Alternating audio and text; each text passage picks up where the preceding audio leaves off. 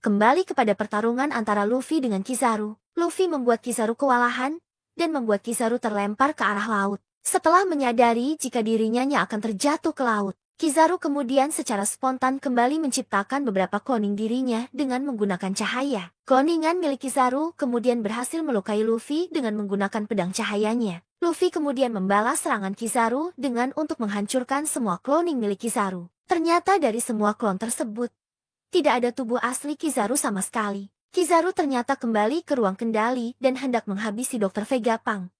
Namun ternyata Vegapunk sudah pergi dari sana. Kizaru tahu jika Vegapunk ada di Vegapunk. Dia kemudian akan menyerangnya dengan cahaya miliknya. Luffy yang mengikuti Vegapunk kemudian mengambil cahaya milik Kizaru tersebut lalu membaginya ke segala arah. Sementara itu, Vegapunk akhirnya tiba dengan selamat di fase Fabirio. Lalu Atlas mengesampingkan perintah Kizaru kepada para pasifista. Sementara itu, Saron sedang menatap dengan tatapan yang sangat mengancam. Kemudian semua pasifista mematuhi perintah Atlas dan kemudian menyerang marinir. Bonnie juga sedang melawan marinir. Bonnie kemudian menembakkan pistol ke arah marinir, sehingga membuat mereka kemudian berhalusinasi dengan kematian mereka masing-masing. Bonnie kemudian kembali melanjutkan pertarungan epiknya dengan melawan dua wakil laksamana sekaligus. Dia berhadapan dengan seorang pria berdagu panjang, dan yang satunya lagi adalah seorang wanita tua pemakan buah iblis Nori-Nori-Nomi. Wanita tua tersebut memiliki kekuatan yang memungkinkan dirinya untuk mengendari dan mengendalikan salah satu pasifista, sehingga Bonnie tidak mampu berbuat banyak untuk melawan mereka berdua. Lama,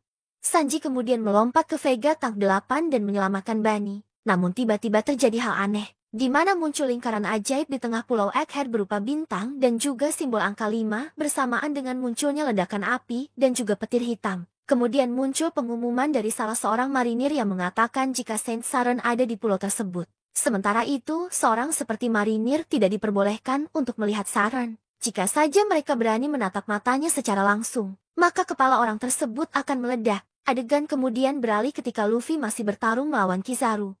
Mereka tampak terengah-engah. Kizaru sempat mengatakan jika dirinya tidak bisa terus berjuang atau tidak bisa menyelesaikan misinya. Dengan secepat kilat Kizaru kemudian menyerang Vegapunk. Meski tembakan lasernya meleset, namun dia berhasil menghancurkan jalan awal yang membuat Vegapunk 8 kemudian langsung jatuh ke tanah. Lalu tiba-tiba saja muncul suara Saron di seluruh penjuru pulau Egghead. Saron kemudian mengatakan suatu hal, yaitu pasifista hentikan. Terdengar seperti suara nada mengancam. Semua orang kuat yang berada di pulau tersebut kemudian merasakan aura yang sangat tak biasa. Namun pertarungan antara Luffy dan juga Kizaru masih berlanjut. Luffy menyusul Kizaru. Kemudian Luffy memukul Kizaru dengan serangan barunya yakni Gomu Gomu no Stargan. Sehingga pukulan Luffy tersebut berhasil melukai wajah Kizaru yang kemudian menimbulkan efek banyak bintang. Kizaru menyadari jika hal ini akan sangat buruk. Lalu mereka berdua kemudian sama-sama jatuh ke tanah. Saron menatap Luffy ketika dia sedang terjatuh dan menyebutkan kata-kata bahwa Nika seperti tengah menyadari sesuatu. Lalu Saron kemudian berhadapan dengan Bonnie,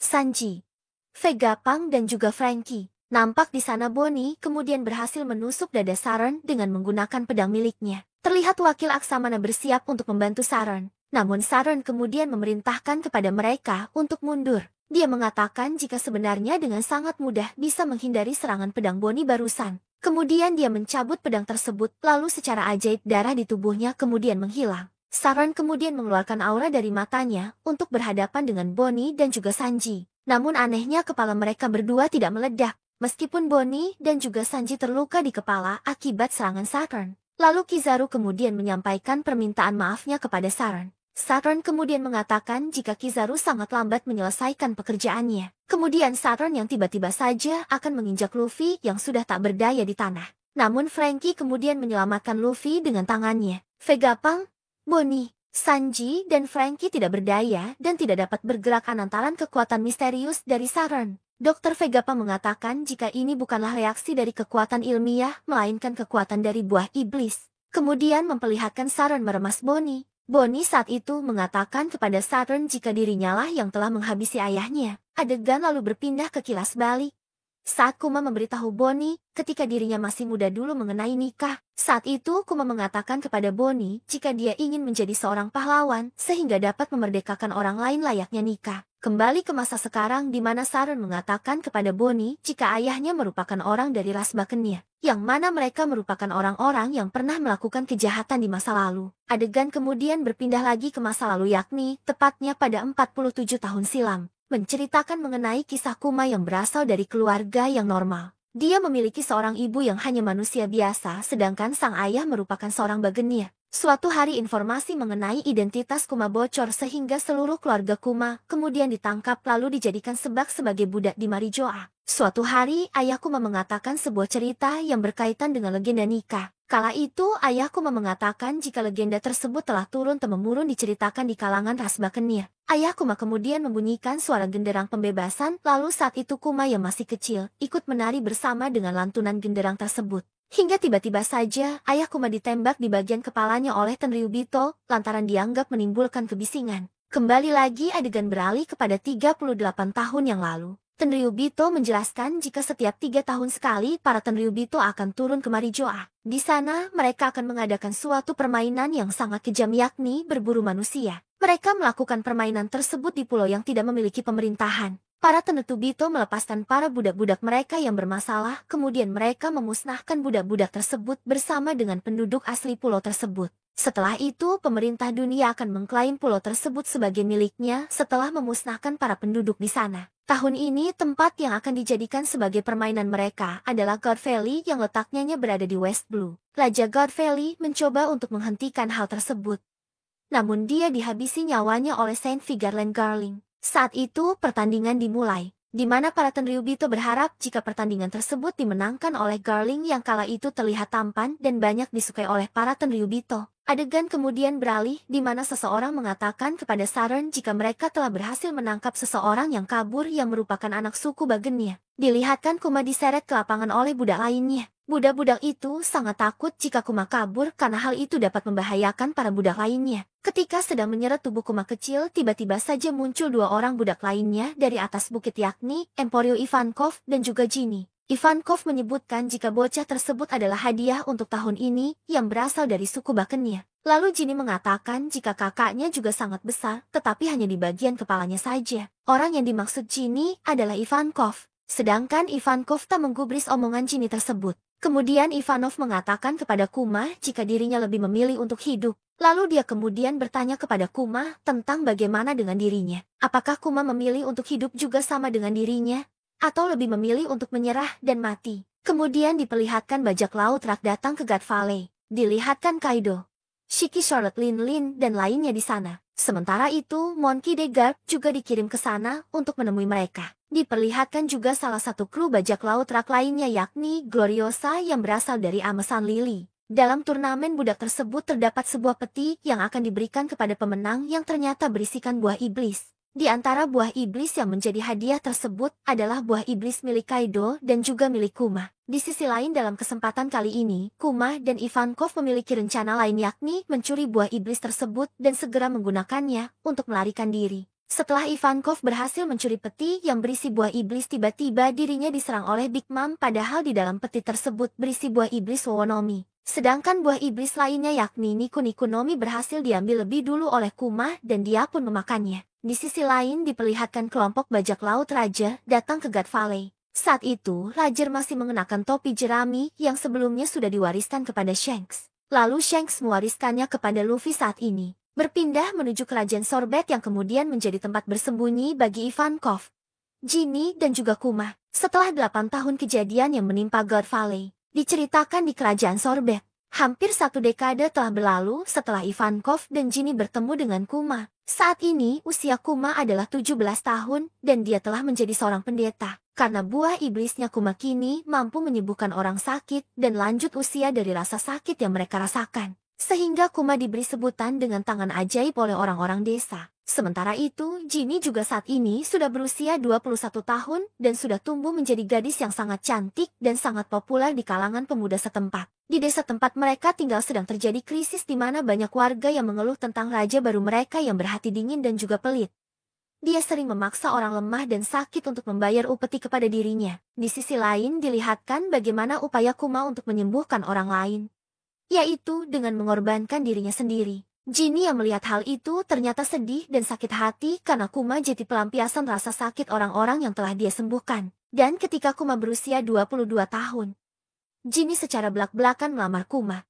Namun Kuma menolak lamaran tersebut. Kuma tak ingin kejadian yang sama di masa lalunya membuat Jinny sengsara karena menikah dengan ras yang benci pemerintah dunia. Kuma kemudian mengubah topik pembicaraannya, yaitu bercerita tentang dragon dan pasukan kebebasannya. Dalam percakapan tersebut Kuma menyampaikan bagaimana dragon yang sangat dia kagumi adalah seorang yang berani yang memiliki rasa keadilan. Oleh karena itu, Kuma ingin menjadi seperti dragon dan berlayar di lautan luas untuk menyelamatkan banyak orang. Di sisi lain, Kuma menemukan tentara raja menculik rakyatnya yang mengklaim jika mereka bisa menggunakan rakyat tersebut dengan sesuka hati karena undang-undang yang berlaku di sana. Undang-undang tersebut adalah membagi kerajaan menjadi dua bagian, yaitu membuang tanah selatan yang terabaikan di mana para orang tua dan juga miskin tinggal di sana.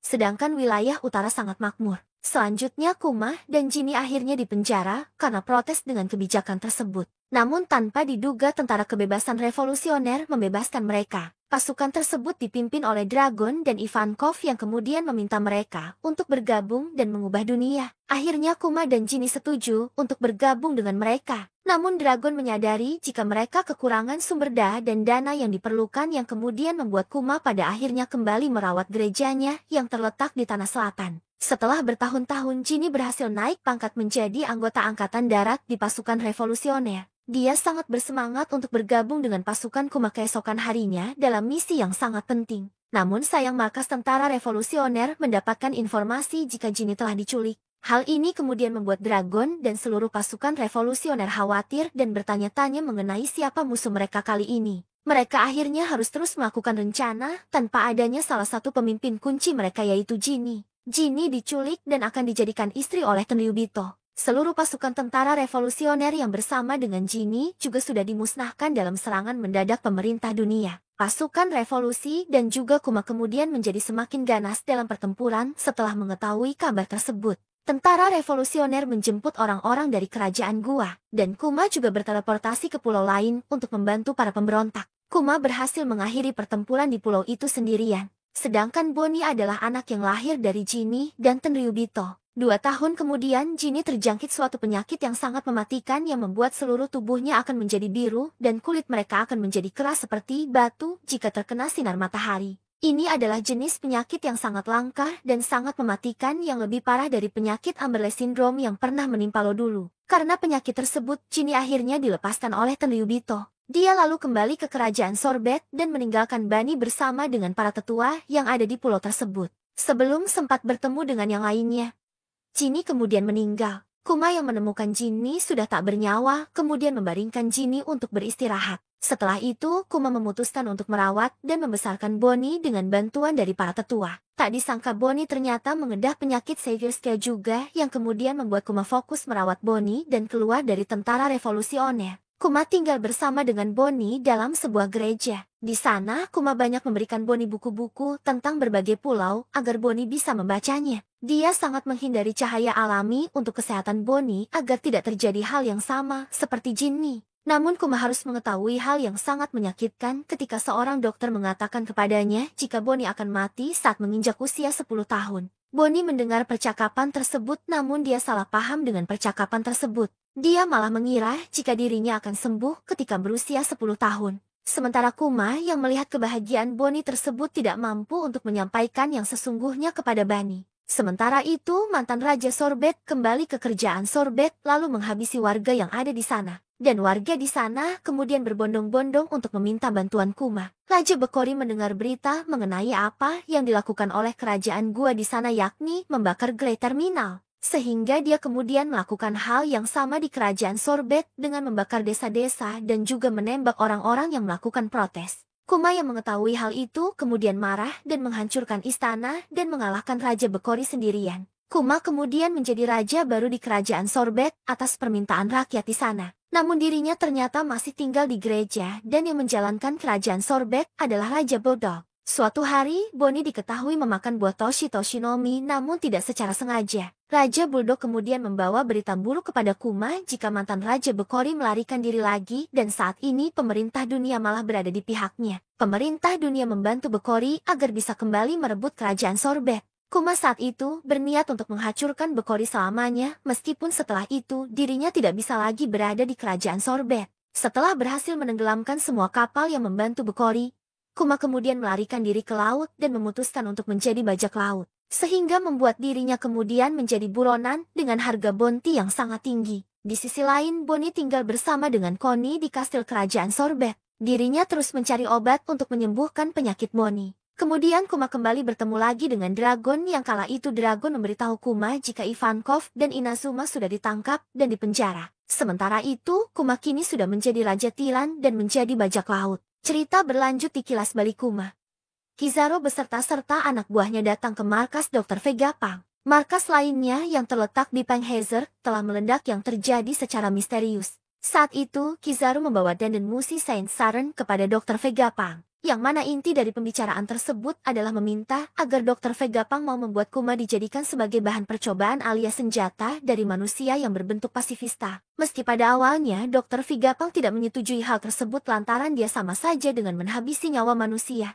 Dan parahnya lagi, hal itu juga akan membuat Kuma menjadi senjata seutuhnya yang tidak memiliki akal serta perasaan. Namun pada akhirnya, Dr. Vegapunk harus melakukan hal tersebut. Karena Saint Saren telah melakukan hal licik yakni menyendera Bonnie sehingga pada akhirnya operasi pun tetap dilanjutkan. Tak hanya itu, Dr. Vegapunk juga melakukan operasi kepada Bonnie untuk menyembuhkan penyakit langkanya yakni Silver Scale. Setelahnya mereka berdua melakukan operasi yang memakan waktu hampir 2 tahun lamanya. Dan setelah 2 tahun itu, Bonnie kemudian dikembalikan ke kerajaan Sorbet, namun tidak bebas.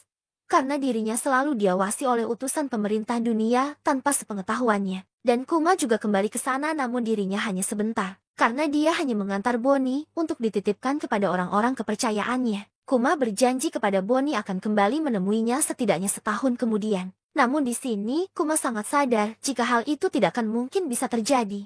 Karena setelah ini dirinya pasti akan melupakan segalanya dan menjadi senjata bagi pemerintah dunia. Bonnie yang masih kecil tidak tahu mengenai hal itu. Dirinya hanya mempercayai janji ayahnya tersebut. Setelah itu Kuma pun kembali. Di sini dia pada akhirnya bergabung menjadi anggota Shichibukai yang sempat membuat Shichibukai lainnya terkejut dengan kedatangan Kuma kali ini. Kuma kemudian menuliskan surat kepada Bonnie dan mengatakan keadaan Kuma yang saat ini masih berlayar dan dalam keadaan baik-baik saja. Setelah itu, Kuma mengirimkan surat tersebut dengan sangat hati-hati. Kemudian Kuma tinggal di desa Lufia itu berada di desa Fushia. Cerita berlanjut dengan memperlihatkan kampung halaman Luffy pada 3 tahun yang lalu di Gunung Kolubo kerajaan Goa East Blue. Saat itu, Kuma tengah memperhatikan ada seorang anak kecil tengah berlatih dan meneriakkan kata Gomomu X. Dia juga telah menghancurkan batu berukuran besar yang membuat harimau dan buaya yang sedang berlatih dengannya menjadi ketakutan. Saat itu, Kuma teringat obrolannya dengan Dragon di kapal. Kuma beranggapan jika Dragon sangat mengenal pulau itu.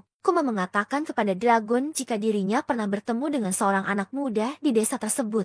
Namun tiba-tiba Dragon menghentikan ucapan Kuma dan mengatakan jika anak adalah titik kelemahan orang tua mereka. Kuma sangat terkejut mendengar hal itu dari Dragon. Dia pun kemudian meminta maaf kepada Dragon serta berusaha untuk melupakan apa saja yang pernah dia lihat. Kembali lagi ke bagian ketika Kuma masih terus mengawasi latihan Luffy. Saat itu, Luffy berusia 16 tahun. Saat sedang asyik mengamati Luffy, tiba-tiba saja ada panggilan yang kemudian membuat Kuma tiba-tiba saja menghilang dengan cepat. Luffy saat itu juga sadar jika ada seseorang yang mengamati latihannya dan berniat untuk mengalahkannya. Ternyata saat itu Kuma mendapatkan panggilan dari pemerintah yang memerintahkan Kuma untuk menghajar bajak laut yang telah menjarah kapal milik pedagang. Kuma lalu melaksanakan tugas tersebut dengan sangat cepat dan mudah. Setelah itu dirinya menuliskan surat untuk Bonnie dan mengatakan jika dunia luar sangatlah indah dan juga dia sangat ingin melihat wajah Bonnie. Dan Bonnie juga merindukan ayahnya setiap hari. Sehingga dia selalu menunggu kiriman surat dari Kuma di kerajaan Sorbet. Ternyata setiap surat yang dikirim oleh Kuma dibaca oleh Alpha yang merawat Bani. Alpha selalu membaca surat-surat tersebut dan merasa sangat sedih sehingga dia kemudian menyobek surat-surat itu. Lalu Alpha masuk ke dalam kamar Bonnie dan menyuruhnya untuk meminum obat. Meskipun sangat pahit, Bonnie tetap harus meminumnya karena obat tersebut sangat manjur. Padahal yang diminum Bonnie itu bukanlah obat, namun placebo atau obat kosong rasa jeruk. Cerita kemudian berpindah ke laboratorium dari Egghead. Saat itu, kepala Vegapunk sudah tidak besar lagi karena dia telah memotongnya dan menanamkan apel separuh di atasnya. Saat itu, Vegapunk juga telah selesai membuat kloningan Stussy yang nantinya akan menjadi anggota CP0. Dia kemudian melakukan proses selanjutnya kepada Kuma, yaitu memulai proses penghilangan sifat manusia pada otak Kuma saat itu. Di sisi lain, Kuma tetap menuliskan surat kepada Bonnie yang tanpa diketahuinya jika surat-surat tersebut tidak pernah sampai kepadanya. Di tempat lain, saat ini di kerajaan Sorbet sedang dalam keadaan bersuka cita, karena mereka tengah mengadakan pesta ulang tahun untuk Bonnie. Di saat semua orang sang terlelap karena kelelahan berpesta, Bonnie kemudian diam-diam menggeledah gereja untuk memastikan jika dia akan menemukan surat dari ayahnya. Namun sayang Bonnie tak kunjung menemukannya. Adegan kemudian berpindah ke markas pasukan revolusi di Batigo, yang mendengar kabar jika Kuma telah menyelamatkan pasukan revolusi yang tengah terdesak oleh angkatan laut. Namun Kuma kemudian langsung menghilang tanpa mengatakan apapun. Sehingga Dragon beranggapan pasti Kuma memiliki alasan tersendiri mengapa dirinya melakukan hal itu. Di sisi lain di kerajaan Sorobet terdengar kabar yang menggembirakan. Hal itu karena Bonnie sudah dinyatakan sembuh dari sakitnya dan juga permata biru yang ada di wajahnya juga telah menghilang. Namun Alpha masih tidak mengizinkan Bonnie untuk pergi kemanapun meskipun dirinya telah sembuh. Connie saat itu menyadari jika Alpha adalah utusan pemerintah dunia, karena dirinya telah mengetahui rahasianya setelah mereka keceplosan saat mabuk dalam pesta. Oleh karena itu, Connie juga tidak percaya jika selama ini Kuma tidak pernah mengirimi Bonnie surat, sehingga Connie berinisiatif agar Bonnie bisa kabur. Connie kemudian menyuruh Bonnie pergi ke dermaga dan berlayar bersama Gyogyo, Toh, Potato dan lainnya untuk mencari keberadaan Kuma. Akhirnya Bonnie bisa melarikan diri atas bantuan Connie dan juga Gyogyo. Alpha yang mengetahui hal itu sangat marah dan pergi ke dermaga untuk mencari keberadaan Bonnie. Alpha kemudian melompat untuk bisa sampai ke kapal Bonnie. Namun hal itu bisa diatasi oleh Bonnie yang memukul Alpha dengan tangan besarnya yang mirip dengan mode Gigandi milik Luffy. Akhirnya Bonnie bisa selamat dari belenggu Alpha dan juga pemerintah dunia. Setelah itu, berita mengenai kaburnya Bonnie sampai kepada pemerintah dunia, yang kemudian membuat kapal Bonnie Jetty terkenal dan menjadi bajak laut yang sangat dicari. Cerita berlanjut dengan diperlihatkan peristiwa di Trailer Bark, Sabaody dan Submit World dari sudut pandang Kuma. Saat itu, Kuma juga pernah mengatakan kepada Dr. Vegapunk jika Luffy adalah orang yang akan menjadi penyelamat dunia dan dia sangat meyakini hal itu. Semula Dr. Vegapunk tidak setuju untuk menghapuskan kepribadian dan ingatan Kuma secara menyeluruh. Namun Kuma bersikeras agar Dr. Vegapunk melakukannya. Dr. Vegapunk tidak bisa menolak hal itu. Dia kemudian setuju untuk menghapuskan semua ingatan Kuma dan menyimpannya di Popo Bubble. Sebelum melakukan operasi, Kuma mengatakan sesuatu kepada Dr. Vegapunk. Kuma meminta kepada Vegapunk agar mengucapkan selamat ulang tahun yang ke-10 kepada Bonnie atas namanya yang kemudian sukses membuat Dr. Vegapunk ikut menangis. Dr. Vegapunk sangat tersantu dengan pengorbanan Kuma. Menurutnya kematian Kuma akan membuat semua orang yang menyayanginya sangat sedih. Cerita berlanjut pada masa sekarang di mana Bonnie tidak berdaya berada dalam cangkraman Gorosa Saron raksasa. Gorosa Saron juga semakin membuat Bonnie sedih karena dirinya lah yang telah membuat keluarga Kuma mengalami nasib yang malang, sehingga membuat Bonnie semakin membenci Saron. Fakta lain juga terungkap jika ternyata Gorosa Saron pernah melakukan uji coba atau suatu eksperimen terhadap Juribani di masa lalu. Sehingga terungkap jika semua kekuatan yang dimiliki oleh Bonnie saat ini adalah hasil dari eksperimennya. Bonnie semakin membenci Saron dan terus berusaha melawannya dengan semua kekuatannya. Namun sayang Bonnie sudah tidak sanggup lagi menghadapi Saron saat ini. Di tengah-tengah kebimbangan Bonnie, tiba-tiba semua menjadi kacau setelah sosok Kuma datang di tengah-tengah pertempuran itu. Saron yang melihat hal itu juga sangat terkejut. Kuma tidak bisa dihentikan oleh siapapun di sana. Kemudian Bonnie menyadari jika ayahnya telah datang dan terus memanggil ayahnya tersebut. Saturn sangat terganggu dengan kebisingan itu dan melempar Bonnie hingga Bonnie terjatuh. Kuma yang melihat hal itu kemudian segera meraih Bonnie dan melindunginya dari serangan Saron selanjutnya.